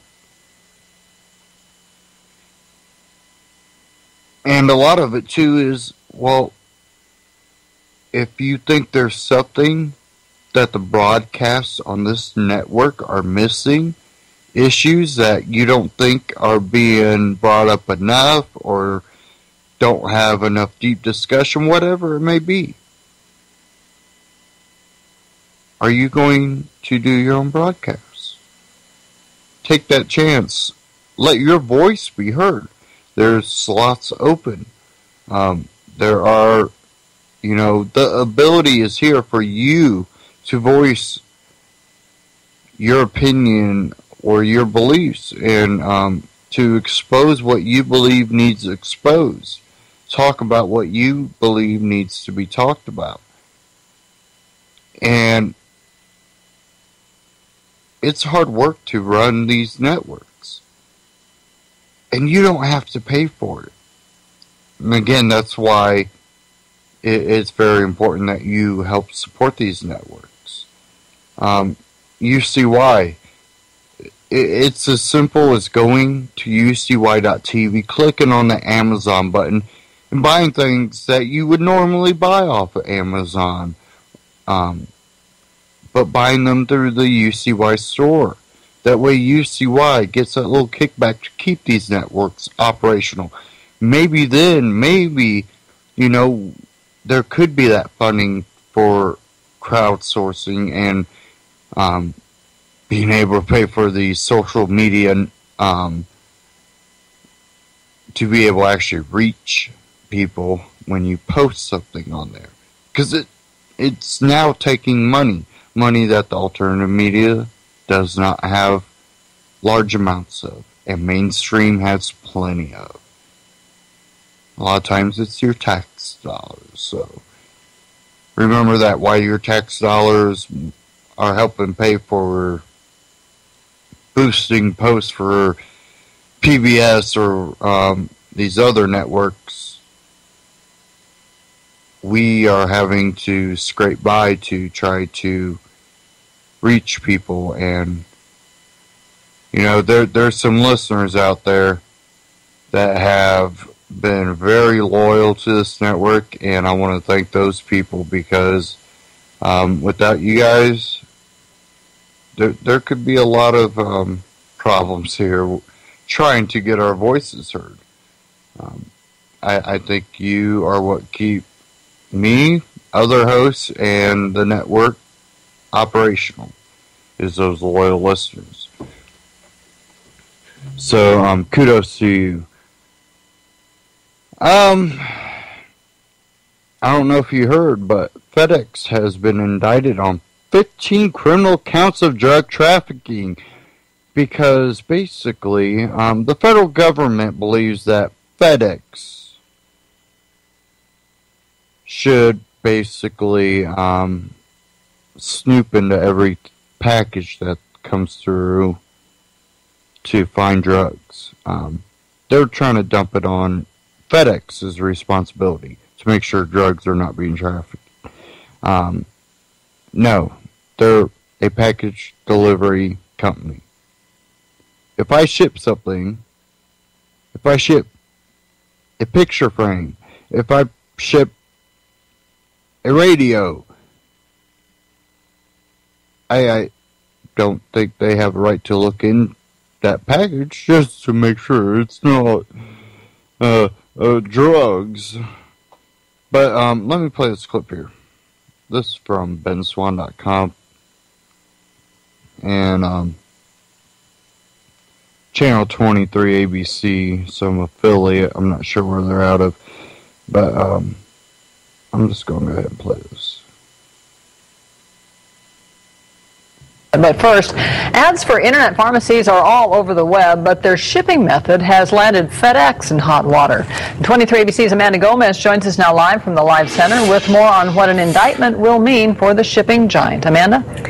Jackie, FedEx ships 10 million packages a day all over the world. Now, some of those packages have gotten the company in trouble. FedEx has been indicted for knowingly shipping prescription drugs to dealers and addicts from illegal online pharmacies. The charges come after a 9-year federal investigation. According to the indictment, FedEx knew something shady was going on. Aggressive customers who would jump on trucks, threaten drivers, and demand their shipments immediately. In response, FedEx had customers pick up certain packages instead of delivering them. FedEx says it's innocent and will plead not guilty to the charges. In a statement, the shipping giant says, quote, "We continue to stand ready and willing to support and assist law enforcement. We cannot, however, do the job of law enforcement ourselves." FedEx also says it has repeatedly asked the DEA for a list of illegal online pharmacies, but has never been given a list. According to the government, the indictment highlights the importance of holding corporations that knowingly enable illegal activity responsible for their role in aiding criminal behavior. A conviction could mean more than $820 million in fines and penalties. Todd, back to you. So, believe it or not, they really are going after them. It's just idiotic, really idiotic.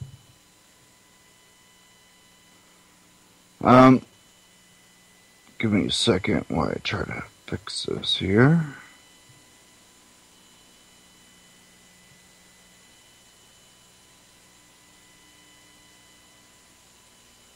Okay. Browser started going a little nuts there.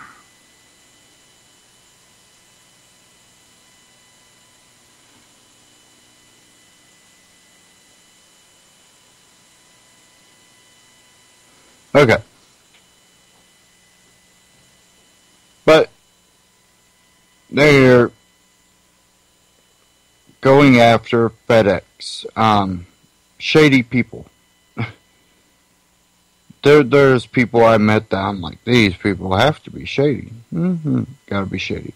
Well, it's one of those things you can't judge a book by its cover. Me personally, I've waited for a FedEx truck because it seemed to take a lot longer than what I was told. Basically getting here on the last day that they promised it would be here. They got it here on time, but by then I was pretty edgy, and when I was tracking the package, I noticed that it completely bypassed me and then had to come back because how they distribute from major centers to others instead of directly coming to my area of town. They had to kind of go past me a little bit and then back to me.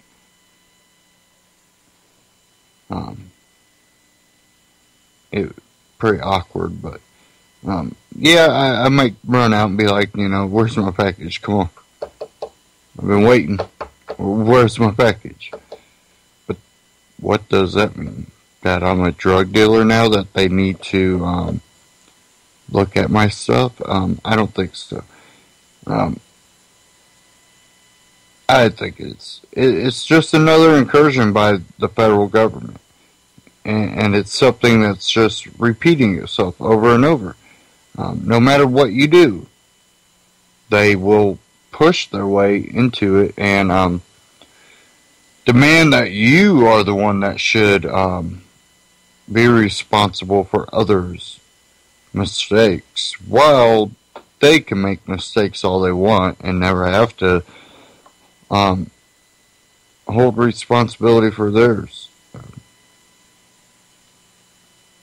Pretty idiotic. And,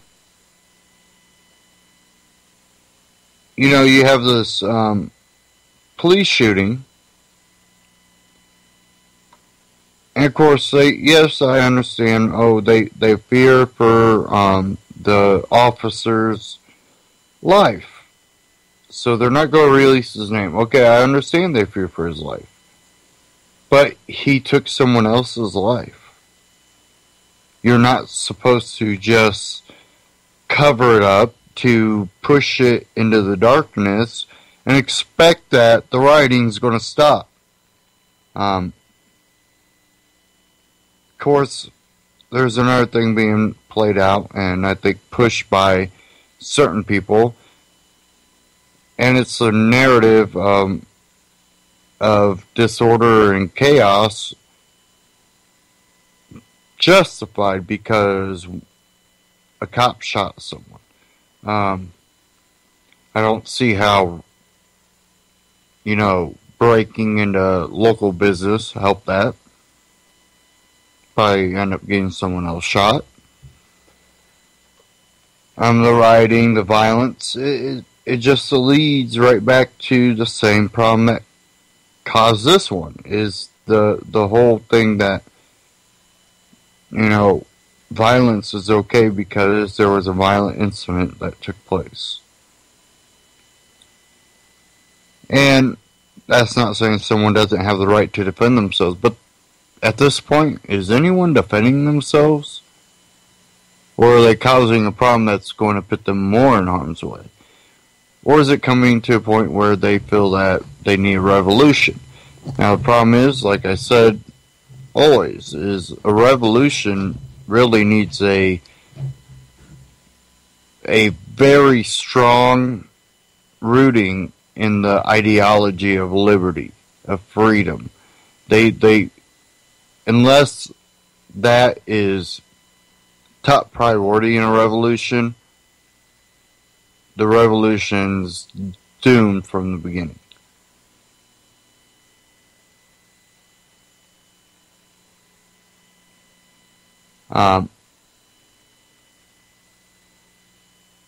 You have that going on. You have everything going on over in Iraq. You have the Middle East is just in chaos, kind of like normal.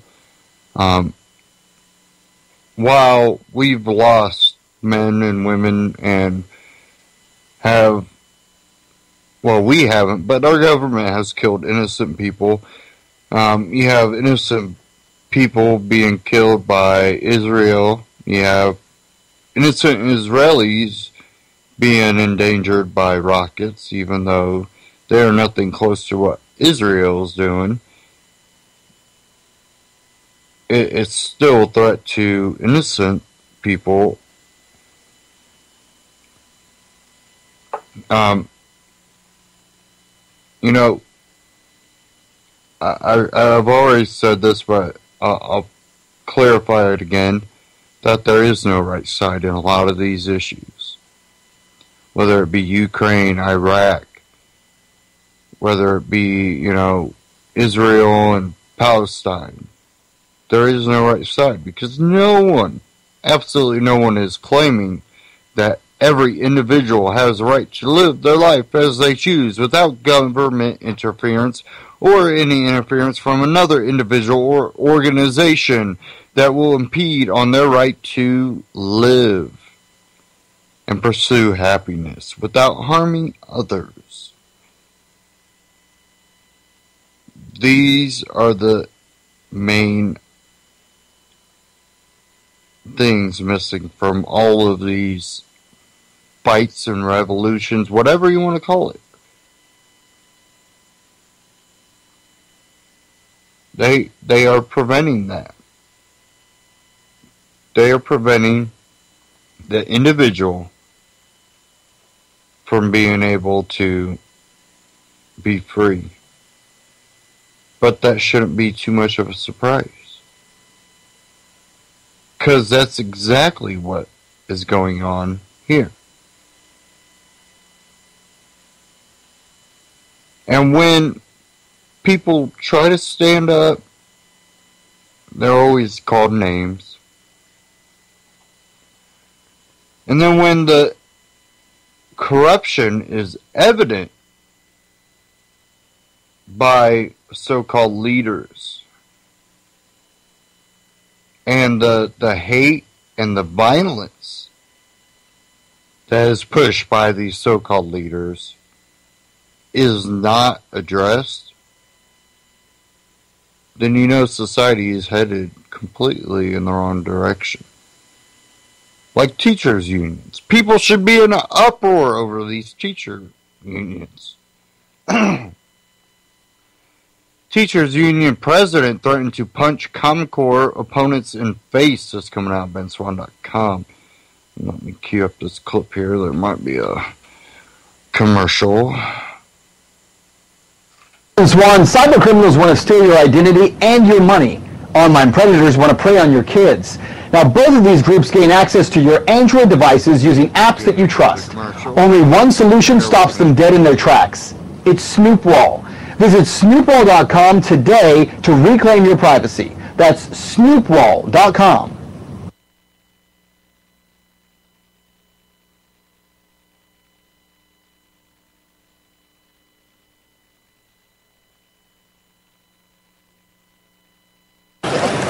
Good morning, everyone. My name is Michael Mulder. I'm the president of the United Federation of Teachers Local 2. I stand before you in complete support of resolution number 2. And I understand, and let's be clear, the history of standards. Standards are our tool. Those are the tools of teachers. And we understand that No Child Left Behind, when it started comparing one state to another, the teachers said it was unfair and we needed a common set of standards which we should all be working off. And as a local who had one of the worst implementations in the entire country of Common Core, I understand my brothers and sisters' frustration and anger about the Common Core. And I have heard the stories about how Eli Broad, Bill Gates, Joel Klein, and a flying saucer full of Martians designed these things to brainwash us all. But I want to bring this back to the classroom and to the teacher. Pay for that one. There has never been a set of standards designed that took into account the diversity of all of the students that we teach. That is up to us to fix that. And I can tell you now in New York City, since we have gotten rid of Pearson, and we now have teachers unpacking the Common Core, we are seeing his promise. But the point, and what bothers me more than anything, is the idea that the American Federation of Teachers would back down from a fight. The standards are ours. Tests are ours. We are fighting now because they took tests away from them to bring them back to us. You don't back down from a fight. They took our standards away from us. We're going to take them back from them because that is our tool. We are the teachers. They are not the teachers.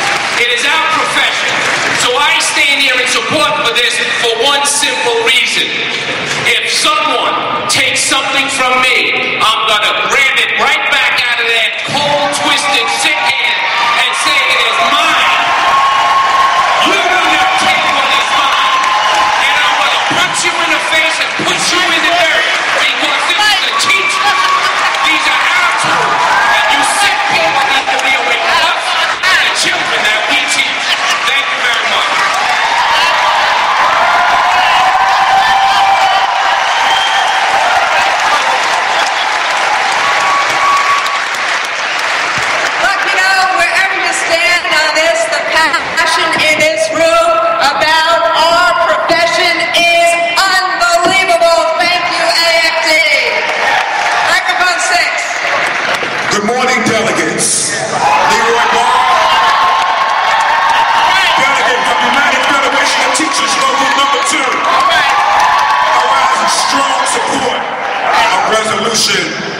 Number two, we believe in standards. I teach that every day to my son who is 12 years old. Teach him to hold his head high, have a firm grip, and to be confident as he walks out into the world. I teach him standards in the home, and I demand that those standards are in the classroom as well.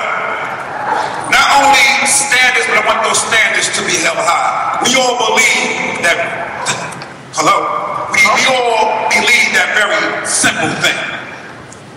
If I move from New York, which I love, to this great state of California, which I love as well, what my son is learning in New York, let's say in November, he should be able to pick up and learn in California when I move in November.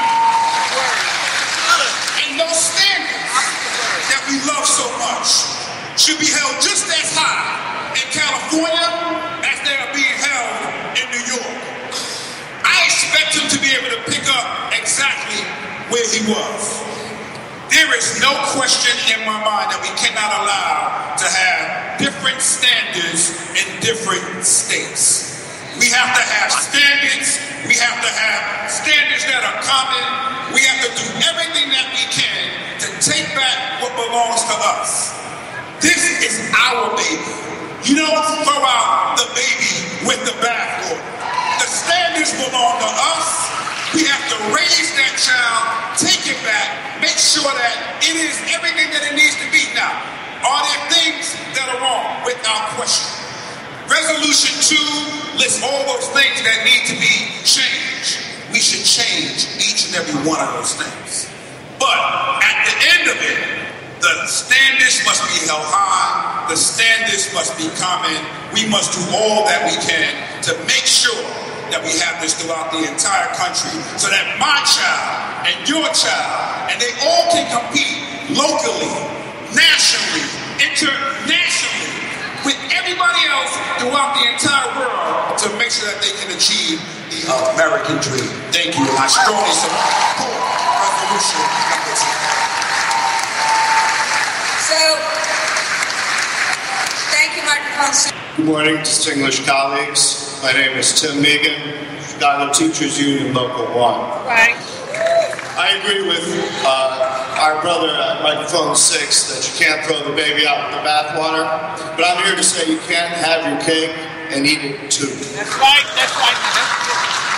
I rise in opposition to this resolution. As a national board certified teacher, I believe in standards-based instruction, but our schools are under attack. Privatizers estimate the education market to be worth hundreds of billions of dollars. Their plan is to deliver preloaded content on tablet computers. This isn't personalized instruction. It deprofessionalizes teachers and alienates students from each other and from their teachers. Common Core isn't about better outcomes for our kids. It's about aggregating an educational marketplace for tech and textbook companies. Joanne Weiss, former CEO of New Schools Venture Fund and original director of Race to the Top, said, and I quote, "The development of common standards and assessments radically alters the market for innovation in curriculum development, PD, and formative assessments. Previously, these markets operated on a state-by-state basis, but their adoption of common standards and shared assessments means that education entrepreneurs will enjoy national markets where products can be taken to scale. I am here to say no. Education is not a business. It is a social service, and the profit motive distorts outcomes for our kids. Last night, Mr. Mulgrew said, either you stand with teachers or you stand with privatizers. Our union should not collaborate with the same people who want to destroy public education and reduce teachers to technicians. Don't hand it up to those who would stab us in the back. Stand up against Common Core. I urge you to vote no to Resolution 2. Thank you. Confident that we will use this opportunity to raise the bar for all. That's what we need to do. Raise the bar for all, for our teachers and for our students. And I am 100% confident, sisters and brothers, that the AFT will lead us in this fight to achieve our goal. Thank you, President Weingarten. And thank you, President McGee, the new president of the New York State United Teachers. Microphone free. Hello, my name is Kia Payne Shannon, and I am a member of MFT 59 in Minneapolis, Minnesota.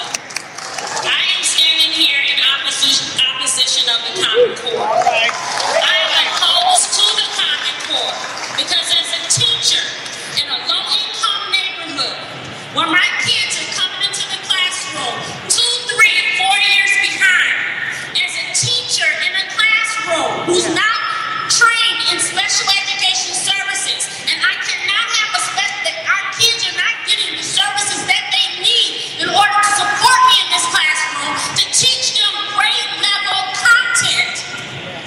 I'm opposed to these standards.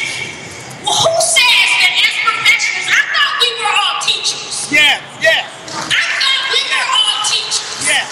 No one has come up to this mic and said that they are opposed to standards.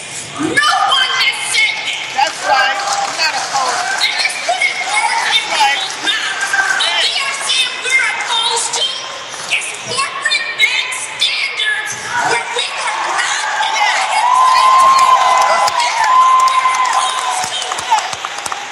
You bring me to the table. You bring my professional voice to the table. And you allow me to put in my expertise. Yeah. Into what you're bringing in front of my kids. And yeah, I will take those standards. Right. Yes, I want my kids to get out of the ghetto. I want them to get out of the urban communities. I want them to rise up and do better and be better. That's what I teach every day. But you're not going to continue to set my kids up because it's exactly what's going on. And I'm going to stop it there because we're coming to the end of the broadcast. But did you hear what the opposition party's saying? Yes, there should be a standard that we think, at least, kids that are graduating should be pretty good at math. They should be pretty good at English and writing and, have a grasp on history. But what we have, and they said it right there, is what we have is corporate entities that are politically motivated and politically connected, are pushing an agenda that is not standards to help people get out. What it is standards to bring everybody down to another level, to disenfranchise the teachers, and quite frankly, it disenfranchises the parents too when you start using different techniques that have never been used and really honestly make absolutely no sense in the concept that, 7 minus 5, you have to go, 6 minus 4. No, it's 7 minus 5 equals 2. No, you don't. No. You don't need this drawn out thing that confuses people. And if you look at a lot of the math and stuff, the way they want the kids to do it is not common sense. It doesn't help them, but what it does do is disenfranchises the kids from their parents. Their parents no longer understand what do you mean do it this way? It's going to make parents look stupid in their kids' eyes. And quite frankly, the teachers don't have that connection with their students anymore. Thank you all for tuning in. Stay tuned Friday to this broadcast, and stay tuned here on UCY. Great broadcast coming up right after this.